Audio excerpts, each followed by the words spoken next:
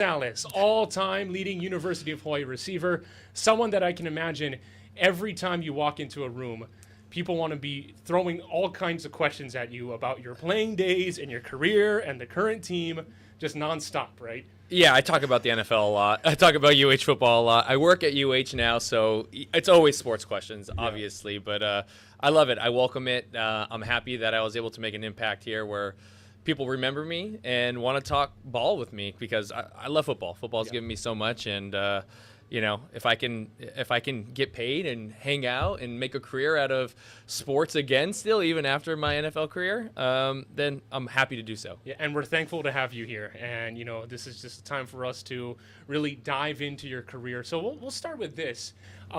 So 2007 to 2010 was your time at UH. Who recruited you? And what was your process like? Well, no one recruited me really from Hawaii. We had at our school this woman, Jeannie Barbosa. Hi, Jeannie, if you watch this, I love you. Thank you so much for everything you've done for me. We had two studs at our school. Chino High has produced plenty of really good football players. I think at one point we had like 4 or 5 guys in the NFL. So a little bit of a sleeper school there in the Inland Empire. But Jeannie Barbosa would put my highlight tape back in the day. We didn't have Huddle. It was a VHS for all the kids out there who are watching the podcast right now who might not know what a VHS is. She would put my highlight tape in front of our 2 studs who were being recruited by Pac-12 schools, Pac-10 schools at the time. And they would have to watch my highlight tape or fast forward past it physically to get to the other one. So that kind of got me. School would tape these games? No, we friends and family would tape them, and then we kind of made this mixtape because I didn't start until my senior year of high school. So then we made after 4 games, I had a couple highlight tapes, some good highlights, and then we would send it out to everybody. And then somehow Ron Lee, I think Jeannie was very persistent and got Ron Lee on the phone, and then probably got June to watch my tape, I'm assuming, and then they called me and tripped me over winter break, and I was sold from there. Yeah. Lot to unpack there. So Yeah. you didn't start playing football till your senior year of high school. I mean, I didn't start. I played Pop Warner, right, since I was probably 7 years old. I'm not going to say I'm a phenomenal Pop Warner player, but I was one of those kids who was scoring 3 touchdowns, running, zigzagging across the field everywhere. So was great in Pop Warner. Was a late bloomer. So freshman year comes around, I'm still 5'4", 100 pounds, 120 pounds. So, didn't start to physically peak until probably my junior year of high school. Hit a big growth spurt. And then all of a sudden I was 6 foot, 6'2", 170 pounds, 180 pounds. And then kind of took a year to kind of grow into my body. And then senior year just hit the ground running and was able to put kind of all my past and, football experience to use again. I always had the skill, but I wasn't the fastest kid anymore. I wasn't the strongest kid or the tallest. But then by my senior year, I was. So that's when I ended up having a pretty good senior year in high school and caught the eye of my boy Ron Lee here. Yeah. What was that first conversation like? Oh God, Ron was awesome. I mean, it wasn't even them talking to me. Jeannie called me. Jeannie Barbosa called me and said, "Greg, Hawaii wants to trip you." I was like, "Shut up! Shut the no way!" And then. Yeah, I just remember being super excited, and all my friends were excited. And then, coming out here, the recruitment process, getting to hang out with the coaches, getting to get to know the island a little bit. Never had been to Hawaii. Was always a postcard place that I'd always wanted to go. And then, getting here and then meeting with June. And, I was ready to commit on the spot. But he actually told me to enjoy the recruiting process a little bit because I was starting to get some more offers were starting to trickle in that were Division I. Hawaii was my first Division I offer. And then, I went on one more recruiting trip, I think, to New Mexico. And after I'm like, I'm good. I'm ready to commit here. So, the rest is history. Back in those days, what was the Hawaii recruiting trip itinerary? It wasn't looking on the campus too much. It was more Ron took me around Kahala Ave, showed me, we're going to the nice restaurants. We're staying in Waikiki. So just a really great experience, getting to meet the other recruits that are there as well. But, as soon as I got in South Waikiki, I was already sold. You don't have to take me to the fancy restaurants or anything anymore. I'm ready to put pen to paper here and commit. One, because I thought I could maybe play both ways. My original recruitment was for corner. I played corner in high school primarily. So, Ron and June must have just saw the highlights of me making a few splash plays at receiver and then mostly just intercepting the ball, and thought I can be a natural fit for receiver. So, yeah, a weird process all around, was not even planning to play receiver here, and then ended up becoming a great receiver here. And then doing the trip to New Mexico, you're like, okay, I know where I'm going to go now. Yeah, hey, New Mexico was trying to sell me on, like, the Mexican food. We got really good green chili, Greg. And I'm like, yeah, you do. But I think I'm going to go stick with Hawaii over here. 2007 was your first year. So you're jumping into a receiver room with Devon Bess, Ryan Grice-Mullen, Jason Rivers. Just how do you even process something like that? Like my first year is actually 2006, so Okay. I redshirted. So 2006, I get here, and all those guys were here, and they had told me they were building a great thing here, and I wasn't even thinking recruitment-wise. When I look back at it, I wasn't thinking like, damn, they had freshman receivers who just were like freshman All-Americans and all-conference players. And when I think about playing time, you kind of want to go somewhere you're going to play. Yeah. I wasn't thinking about that at all. And then but those guys were awesome. Every single one of them I learned from. They were open. Like, those guys were the ones who were hosting me on my trip here. Showed me a great time. Probably one of the reasons why I committed. And all of them they had different attributes and skill sets. But to watch all three of them, how they went about practice, the tenacity they had, how they finished plays, really set the tone, right? Those are the guys you want to impress at the end of the day, right? Your peers. So I just watched and learned, didn't really think about playing my freshman year at all.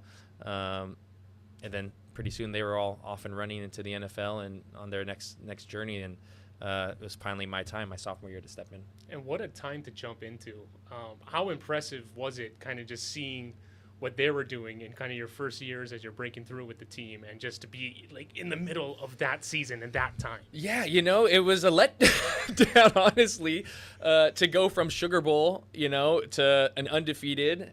Sugar Bowl didn't end well, obviously, everyone knows that. But to have that experience and to see those guys put up the numbers they were putting up, the offense to soar the way it was with Colt and 5,000 yards passing, multiple 1,000-yard receivers, and then to come in the next year and I think I was the leading receiver with 800 yards. That really I was like, what's going on here? Why am I not having the same results as other players? I was very high on myself. I thought the players we had could make those types of impacts as well, but it, for whatever reason, wasn't working out the way it was until the following year. So it just took some time to grow into the offense a little bit after those guys had really just maximized it out. Yeah. Backing up before that 2008 season started, your reaction to see what was happening with June Jones and kind of that transition to Coach McMacken? Yeah, thinking back at it now, I was kind of thinking, do I what's happening? Do I need to transfer? What's going on? Because it feels like if that happened today, you'd have all types of players transferred. Yeah, I mean, things were so much different back then. You didn't think about transferring at all. And take a step back to think about, I wasn't really considering transferring at all. I was just thinking what does this mean? I'm just a young player. I don't really know the ins and outs of college football that much. I'm just kind of naive. I'm just oh, and then, McMacken gets announced and they're keeping the offense the same and everything. So, even if things would have changed, I probably still would have stayed here because I wasn't going to transfer and go through the whole process. And honestly, I didn't think, my thought process back then was, I haven't even played it down yet. Where am I going to transfer to, right? Let me figure this out here first and actually step foot on the field before I think about moving somewhere else. But, I was happy that Greg McMacken got the job. I was happy Ron Lee, things weren't changing necessarily. Just June was gone. But that was a bummer. I thought I was finally going to get my time to, be that guy that June is looking at, talking to, right? Because when you're the starter there, he focused mainly on the starters, right? Not to say he didn't focus on the backups, but that's what you have to do. You have to focus on that nucleus, especially with what they were doing there. But I thought, oh, cool. Now I'm going to be the guy June's talking to all the time. I could be the receiver that can lead us. But for him to move on and for Ron Lee to step in, that was cool. I was happy for Ron for the opportunity he was going to get, and they brought in Rolo and all these other coaches that I absolutely love. So it was awesome. Remind me, Bryant Moniz took over as full-time starter 2009, midway through 2009? Yeah. Oh, okay. Gray Alexander was a starter. He ended up having a really bad knee injury at La Tech, and then Mo came in and just lit it up and never looked back. Like he was ready to take off. Yeah. Did you two already have a chemistry built from You know, practice I mean, time? no. You mainly focus in practicing with the number one quarterback. Like if the number one quarterback's going to be throwing to me as a receiver, then that's who I'm going to practice with majority of the time, and that's how the reps break out in practice. So I didn't have a ton of experience with Mo, but I mean, he came in. It was like, it was easy chemistry. Obviously, what the things he was able to accomplish and spread the ball around to everybody. How was that adjustment for you? Because it's just like, okay, now the offense is humming again. How like everybody remembered from a couple of years ago, you're a focal point of the passing attack, and to be in the middle of that out of that field. Yeah, that was cool. I mean, because I had played the X receiver when I first came in, so I was behind Jason Rivers. Like he was my role model, man. I wanted to be like him. I wanted to model my game after him. I started to be a little bit more aggressive like he was, right? I just remember him kind of manhandling people.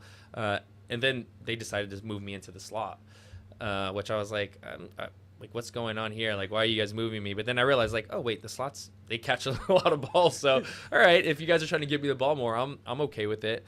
But I always thought they were kind of a smaller guy. But, I guess I was kind of not your typical slot receiver for the time. I think now you can see all the slot receivers are different in size now across the board, even in the NFL. There's guys in there with a lot more size now. So, I was happy, and there was no adjustment really. I mean, Mo was he was slinging the ball, he was putting it out there to everybody, and it was easy. He was throwing very catchable balls. So, I wasn't like I felt bad for Greg, obviously, because he sustained such a bad injury.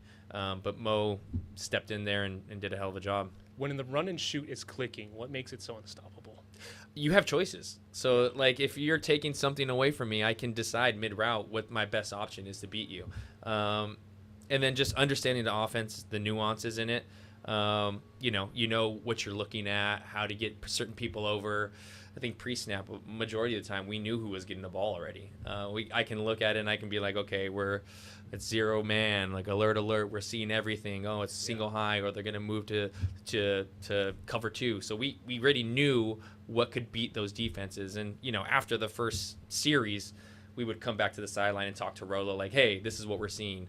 And Rolo was great at listening to us and taking what we said to heart, and then running those plays that we suggested in the next drive. So just a really good relationship with that guy, and it was just, obviously we had some good success with it. More about that. Describe the time. Sum up the time of working with Nick Rolovich and when he was running the offense. He was one of my favorite coaches of all time. Yeah. He made it fun for everybody. He gave us all nicknames. Every time he was just, and then he was a former player too. Yeah. He had done it at a high level. Everyone can go watch the Rolovich games where he's just lighting it up. And he just had a way to connect with players. But he was also a very good play caller. Could really see the field well, would listen, would scheme things up, but he just made it fun. You wanted to play for a guy like that. And I thoroughly enjoyed my time with Rolovich and was happy when he came back here. I was always keeping in touch with him to make sure that, I always thought maybe I'd come back and coach with him or something, but decided to not go that route. But Rolovich was awesome. So you're being recruited out of high school as a corner, playing, varsity football full time in your senior year. Then all of a sudden at UH, when you get settled in, some seasons in, you have defenses keying in on you. How did that sit with you, where it's like, okay, now you have to stop Salas. Forget about it. Well, if you try to do that, then we had other guys that would kill you. Kilo Polaris is an absolute baller. He had 1,300 yards, and I think he missed a couple games because of hamstring injuries or something. Rodney Bradley could toast you. Royce Pollard. All four of us had experience in the NFL, so we had a really good core. Alex Green. Yeah. If you try to load up against us and try to double team me and Kealoha, you can't put a safety or a linebacker on AG and expect them to make the play. That's why he went third round, and you can see the type of season he had our senior year in 2010 as well. So it's like, man, I think he was setting school records, and you can see the games where they would try to do that. They'd sell out to try to stop me and Kealoha and the other receivers, and Alex Green would run for 300 and something yards against New Mexico because you just had to pick your poison. How did you want us to torch you that game. And that's how we felt. Every time we stepped out there, we were like, one of us or all of us are about to go off on this team right now. And I think we really had that confidence after the USC game. We lost, but I think we had like 700 yards against them. And we're like, well, if we can do that against this team, we can do that against any team. So it's going to be a good season. That was the same year. One of the most memorable games was the Colin Kaepernick Nevada game. What do you stand out for you as the kind of most memorable UH moment that you had? I mean, it's hard. Because there was a time when the stadium was just going off. It's hard not to look back at like the Sugar Bowl year, even though I wasn't playing, just to like see what was happening, to see how the community was just, we couldn't go anywhere. I mean, we'll talk about a rock star in Colt Brennan. Like anywhere I went with him, I was one of the lucky youngins who got to hang out with him a lot. You know, he took a liking to me, and I was friends with his roommate, Eric Peterson, who was another teammate of ours. We couldn't go anywhere without seeing, like, Colt was he was literally a rock star out here. So to see all that and how packed the stadium would be, 50,000. You know, the Boise State game was a big one here when we finally beat Boise to win the WAC championship. The Washington game to beat them and have the undefeated season. Pack the Stan Sheriff and announce that we're going to the BCS bowl game. I mean, like, it was just awesome. And then to actually go to New Orleans and partake in the Sugar Bowl and all those activities. I mean, that was fun. The Arizona State game in 2006, Hawaii Bowl, that was fun. But the Nevada game, yeah, to actually play in that game and,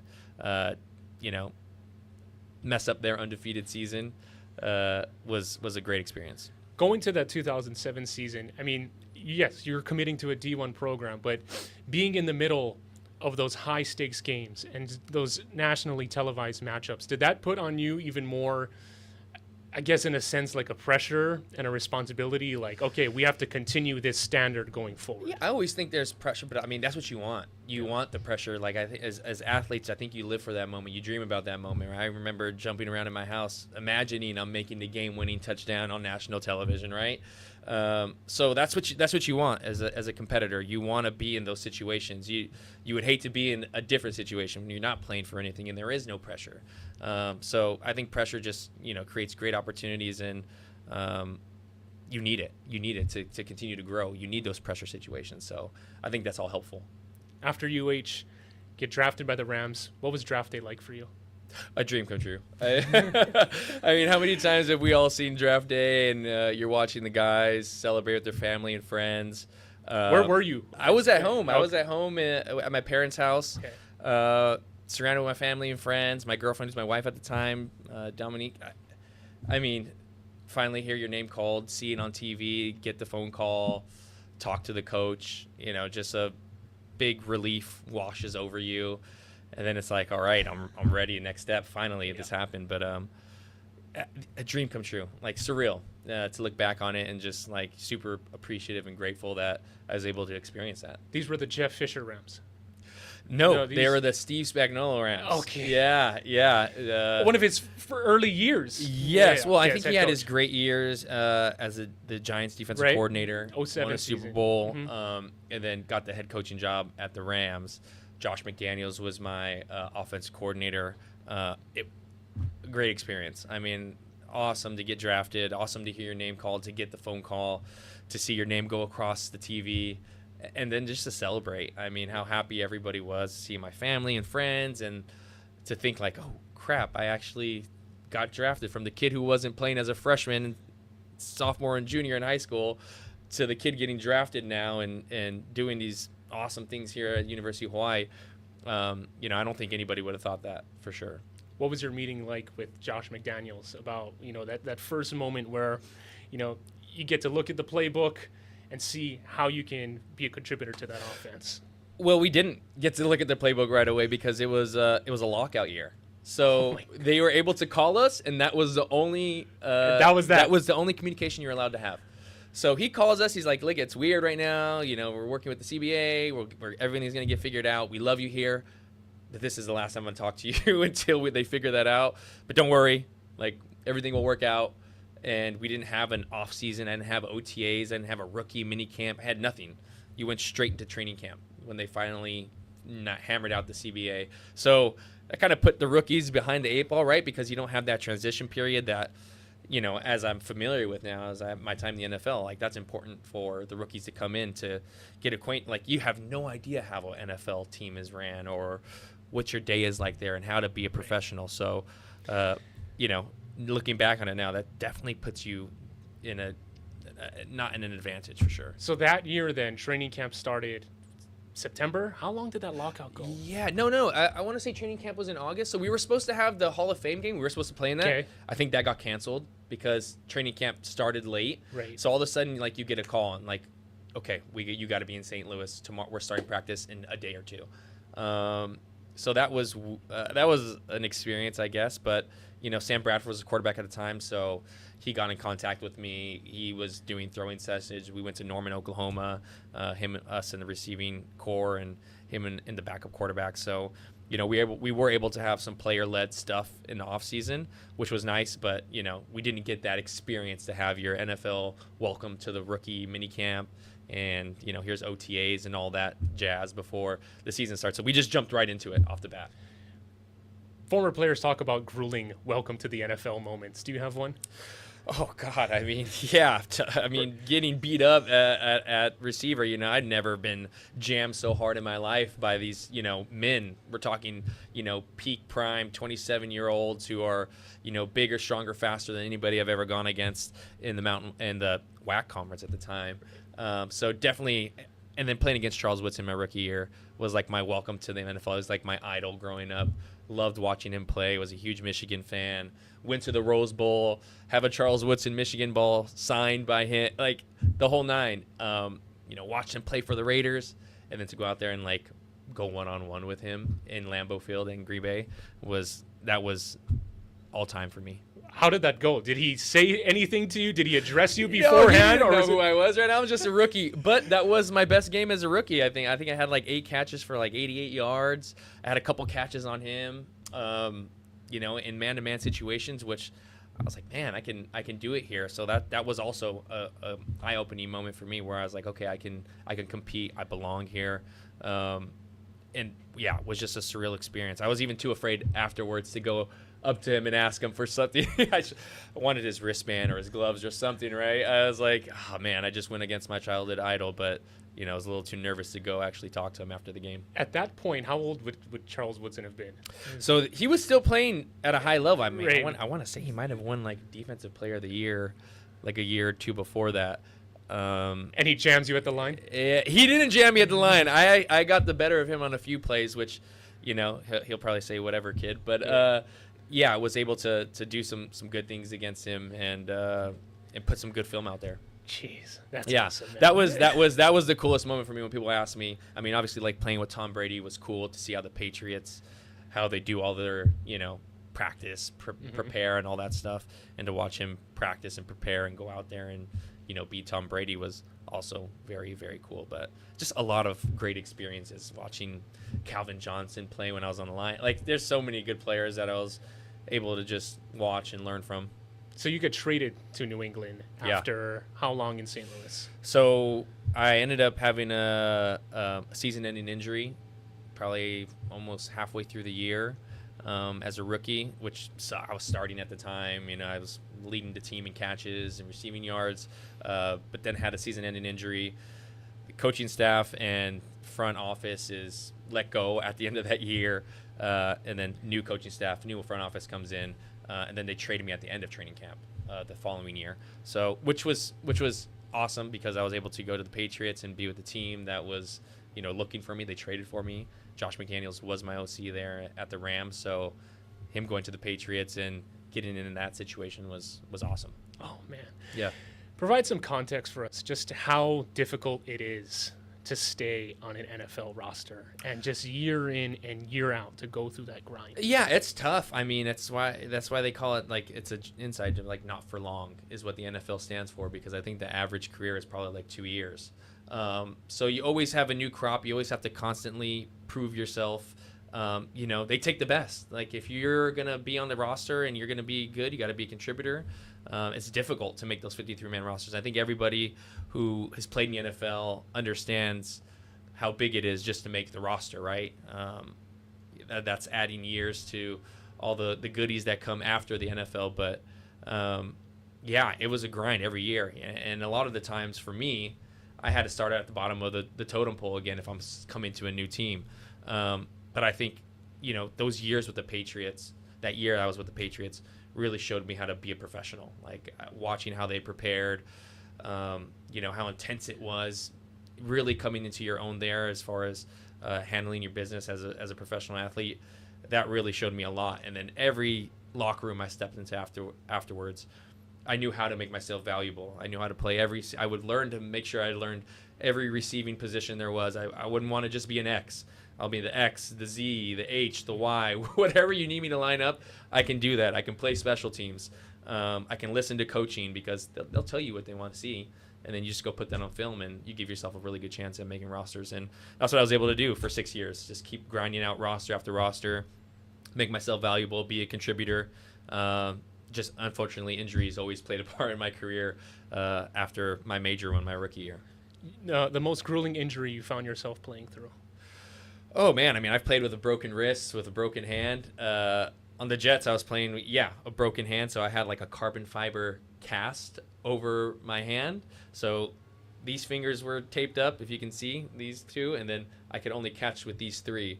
So starting at receiver, having to play special teams, tackle, block, all that, practice with just like this, which, helped me catch the ball a little bit better, I guess. Yikes, man. Yeah. So that playing through that was rough. But, injury, no one's ever 100% healthy in football. I think everybody who's played football understands that you're going to play through injury, through pain. Usually the adrenaline helps, and then, you'll feel it afterwards in the locker room. So you got an up-close look at the Patriot way. Any memorable Bill Belichick stories? Bill Belichick team meetings? Anything like that? I mean, for sure, there's memorable moments. Probably not PG enough to mention in here, but it was just like, he was how he was on, what you saw, he was dry. He had a dry sense of humor, like, oh, I'm on to sense it. All that was true, but, he just, even coaches were nervous of him. Everybody had to be prepared. So it was just the ultimate place for accountability. Which I think is super important in any aspect of life, not just football. But if you can be accountable to yourself and to your teammates or to your organization or to whoever else you're accountable to, your family, it's going to serve you very well. Yeah. So that's what it really taught me was it's not on anybody else to do anything for you. You have to do it on yourself, and you have to be accountable, and you have to work hard, and you have to be disciplined. So that's why I always say when I was there, I saw it. I saw how a world-class organization wins, 6-7 Super Bowls in 10 years is because of the way it was ran and because of the leadership that was there. So really eye-opening moment for me. Coaches are nervous around Bill Belichick. Oh, yeah. I can imagine players are nervous around Tom Brady. Oh, yeah. Tom was actually like a guy's guy. That's why you never hear any former teammate ever say anything bad about. Have you ever heard any former teammate say anything bad about Tom Brady? It would be easy to pile on Tom Brady, but the first day I get there, he knows who I am already. Comes and introduced. I thought he was going to kick me off the training room table so he can get spatted.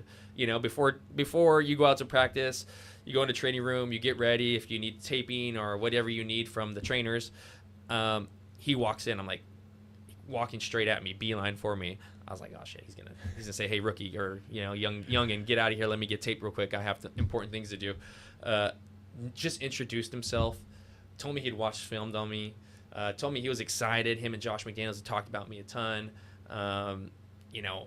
If I need anything. I remember the first time I got in a huddle with him before a game, he comes over and talks to me before the game. He's like, if you are confused about anything, Greg, you just ask me in the huddle. I'll tell you what to do. Don't go out there and not know what you're doing. If you don't know what you're doing, I will make sure you know what you're doing. Right. Have Tom Brady come and do that to you is just like the ultimate, right? I've been in plenty of other locker rooms where the starting quarterback doesn't come up to you until he sees you make some plays, and he's like, okay, yeah, I know this guy now. Tom automatically walked in, didn't have to do that. He's already Tom Brady. He's already multiple Super Bowl winner.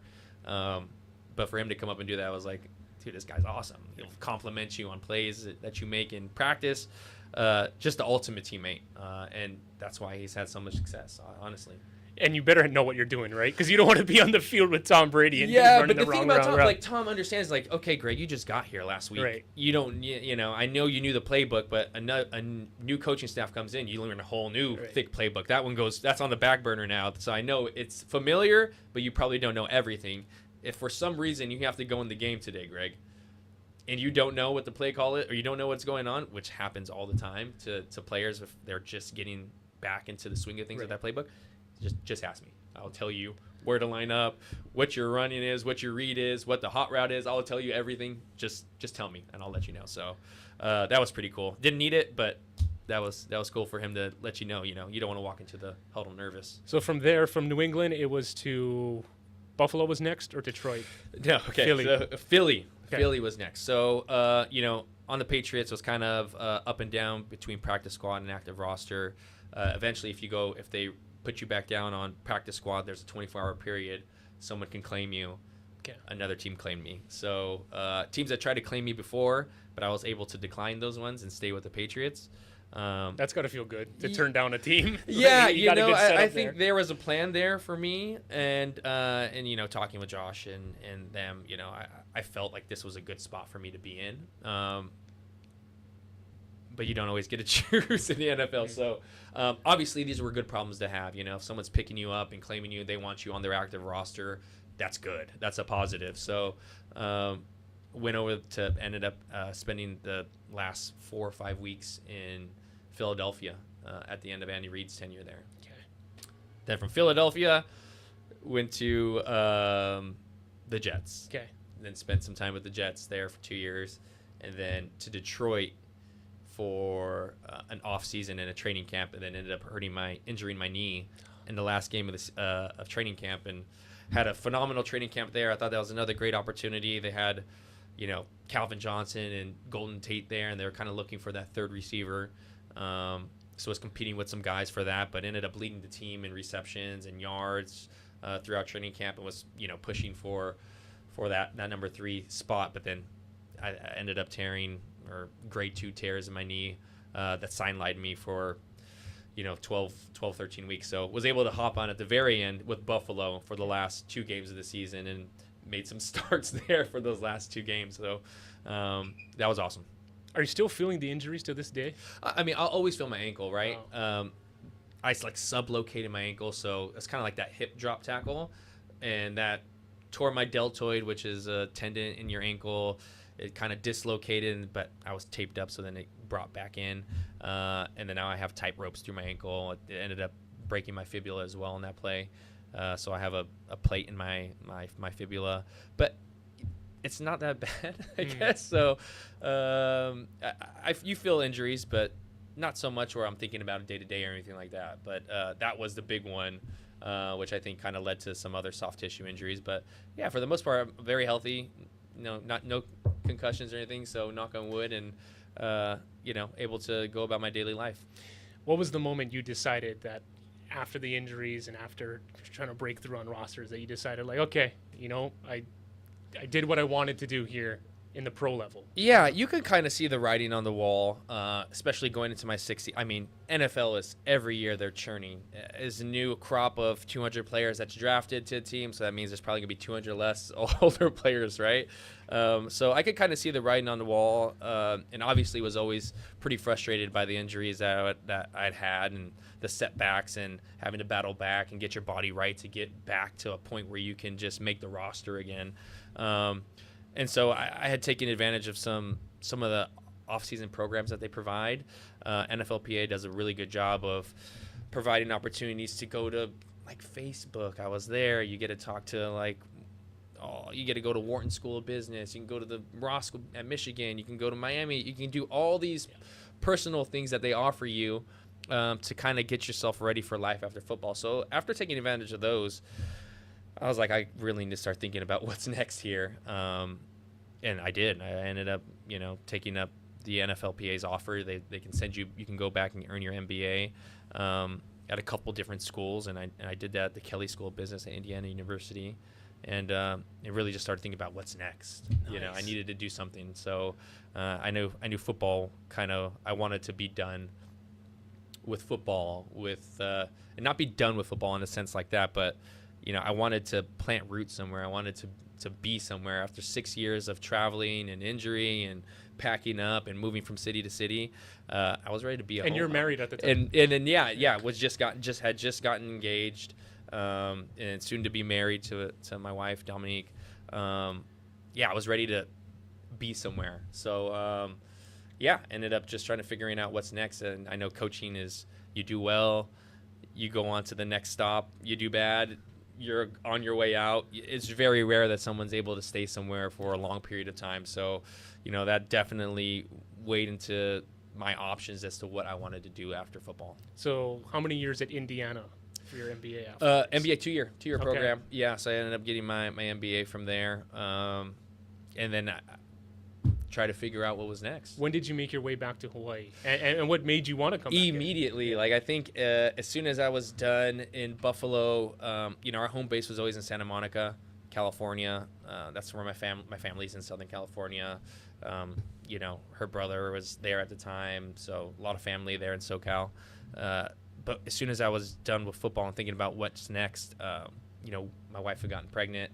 So I was trying to think, okay, like, it wouldn't be bad to I can do school. Luckily, the NFL's afforded me some time where I'm not stressed to try to get a job right away. I can figure out my next step. So that was part of the plan, was to go get my MBA, not realizing I should probably have some work experience to put that to use, some real world firsthand experience to use an MBA. We ended up moving to Hawaii so she can, she wanted to be close to her mom. And I figured, I could probably get into something over these next 2 years. Maybe I help train kids, maybe I lean on my football background. So that's really when I just started poking around UH. We moved back, and then kind of fell into the position I'm in now. And the rest is kind of history, and then ended up, planting roots here. What is your current position? Because on the website, it says Associate General Manager. Make that clear for everyone what that is. Yeah, so I'm the Associate General Manager for for Hawaii Sports Properties. So we run the multimedia rights for the University of Hawaii. So we manage all their corporate partnerships. So all the times you see your Heinekens, your financial institutions, your Hawaiian Airlines, your Raising Cane's, all those are handled, managed, negotiated, and fulfilled by our team there. So we take care of that for the University of Hawaii, and that's been awesome to be more on the business side and putting together partnerships and deals for the university. What do you make of how college football is in now? Kind of the era that we're in of NIL, player transferring, the growth of the business aspect of it. I mean, I'm super happy that players can earn a living now. I mean, this is for a lot of them. I mean, I don't even know the statistics, but it's like less than 1% of all college athletes are actually going to go on to play professional sports. So they have this moment in time where they can maximize an opportunity to earn some income, or to take that, that partnership deal with somebody, or get the job interview that you want, or shadow somebody, or the internship that you're looking for in the business community.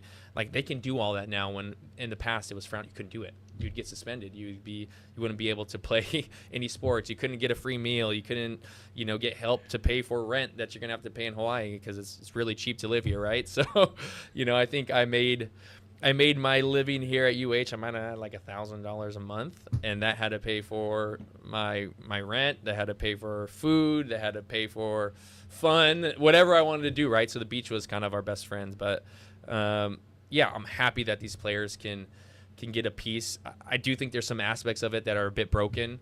I don't think you should be able to hit free agency every year. I think there's got to be some accountability for players to have to stay put in one place. I think the pendulum has swung from the players have no power to they have a lot of power now, right? Yeah. So it's always just finding that middle ground in between to make sure that it can succeed and move forward for all parties. Let that be a lesson to all the kids out there.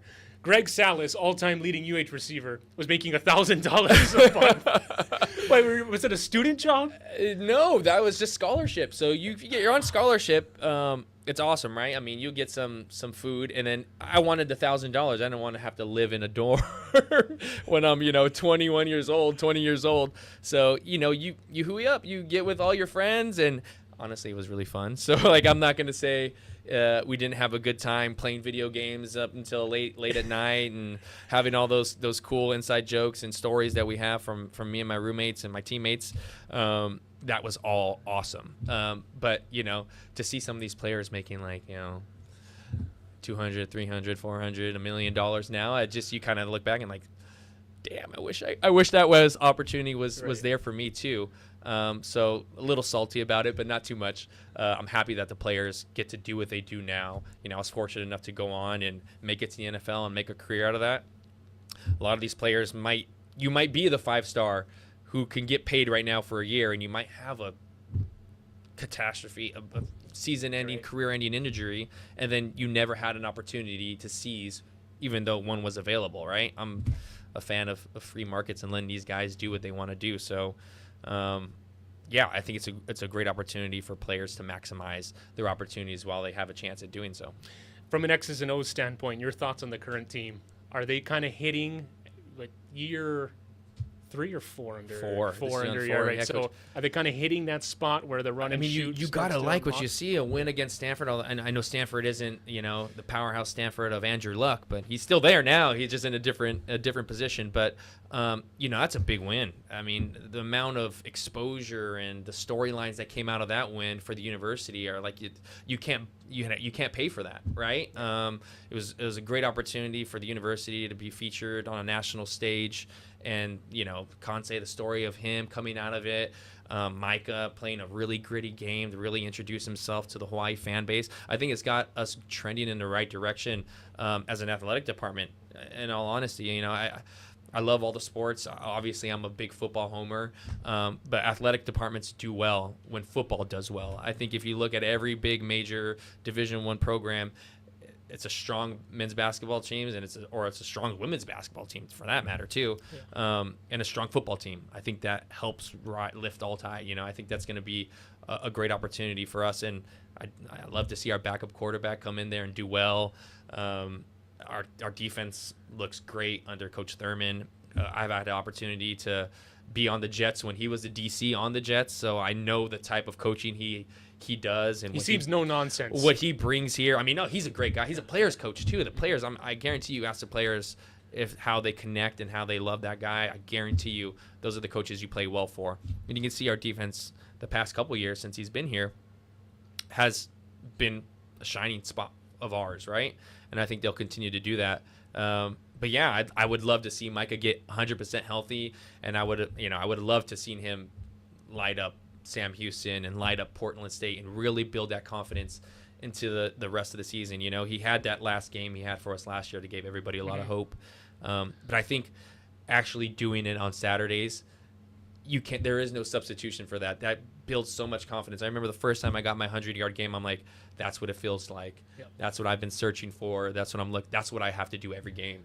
And it's addicting, having that success on the field. So, I want them to continue to have that success and learn. And that's all part of the learning process, learning how to win, what's expected and how to do it, and how you go about preparing for that throughout the week. And you're someone that comes from the time where what it's like when Aloha Stadium is rocking, when you have a powerhouse UH football team, and to see that come back to life again and get revitalized, that's got to be encouraging. I don't think I've ever played, even if the stadium was packed right now, 15,000 strong, I never played in front of a crowd that was only 15,000 ever in my whole entire career here.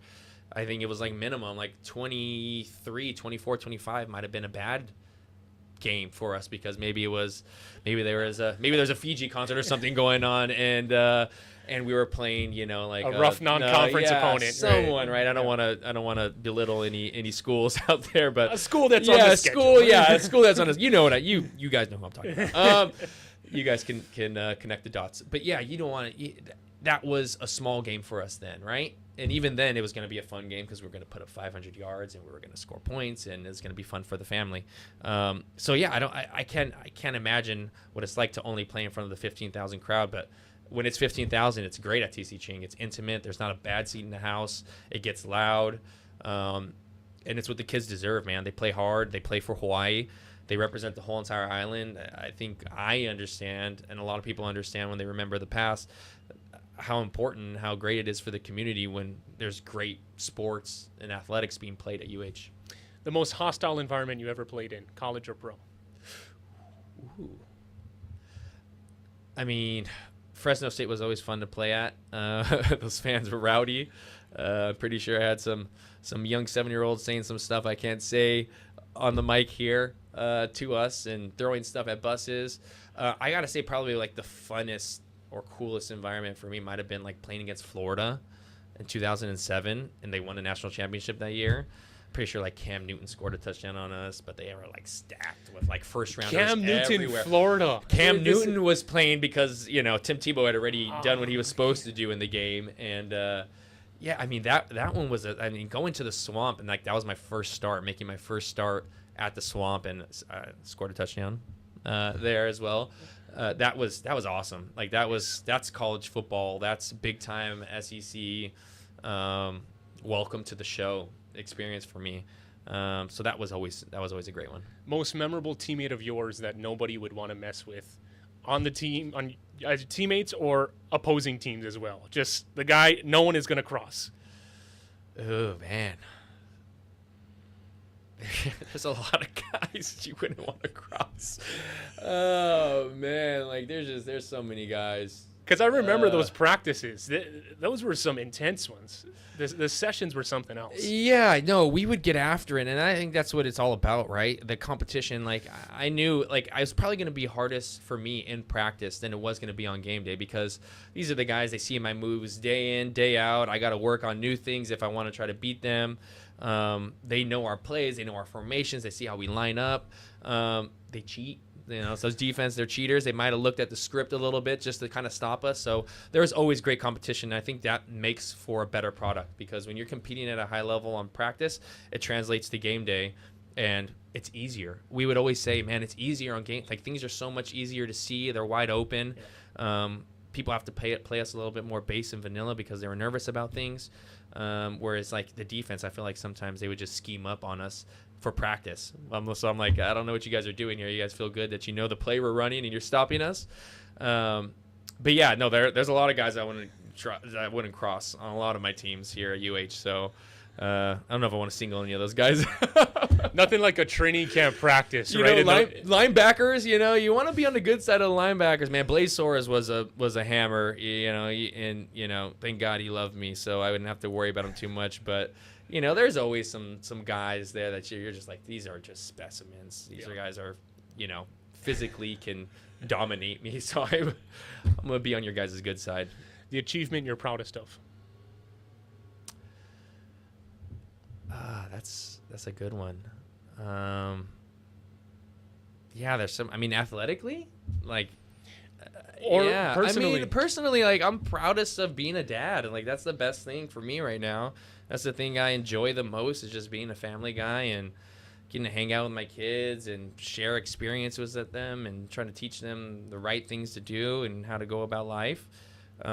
It's just to watch them grow, and like, you created these little humans, and to watch them from babies until eventually they're going to be adults is going to be crazy, but that's probably the most thing I'm proud of, honestly. But looking back athletically, I always look back at my senior year and I'm just like happy and excited and in awe of kind of what I was able to accomplish my senior year here and the numbers I was able to put up. But I mean, obviously getting to the NFL is critical, and then graduating college was another great moment for me, probably something I wasn't really even paying attention to until I got there athletically. And then getting the second degree is obviously one of the proudest moments of my life as well, to go back and do something not because of athletics but for myself, academically. So yeah, I guess I got a lot of things I'm proud of for myself. And it looks like that record's going to stand for a while. Yeah, that's why I joke around with people. I'm like, man, if someone has one season like that, they're probably going to get paid and go somewhere. But I hope they stay in their homers, and I hope the record does get broken, because I mean, that means that we're doing something right here at UH Athletics. That means we're going in the right direction, and that means we got a stud that is going to represent the university well.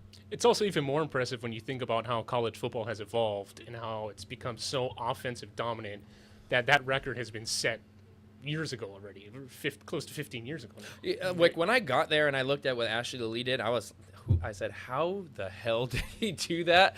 That will never be touched. And Ashley was actually on the as a GM on this team and was able to be there with me and joke around with me as that was happening. But yeah, that was. I look back and I'm like, damn, that was a lot of yards. That was a lot of catches. So I hope that our team is doing that again, though. That's all I want. I want the success for the university. I want the success for the football program. And I want to see the investment in University of Hawaii athletics because I just know how important it is here. I know how important athletics is, what it teaches you, the values, the teamwork, the accountability, the togetherness it brings in the community, the memories that are made. I think that's why you see the NFL. Now you got NFL on Mondays, you got NFL on Thursdays, Fridays, Saturdays. You're going to be on Christmas. Machine. It's a machine because people watch, people care, people pay attention to it. And it's just a way to bring people together. You got people from all different walks of life walking into a locker room together and focusing on one cause, winning a football game. How do we come together, put the best product on the field? So, I just love sports in general. I love what they teach kids, how they can mold kids, how it can really set you on a positive path throughout life. And I think you see that in Hawaii as well. I think we have one of the highest rates of participation in sports. People care about sports. People love sports. Right. So. Finally, the best piece of advice you've ever received.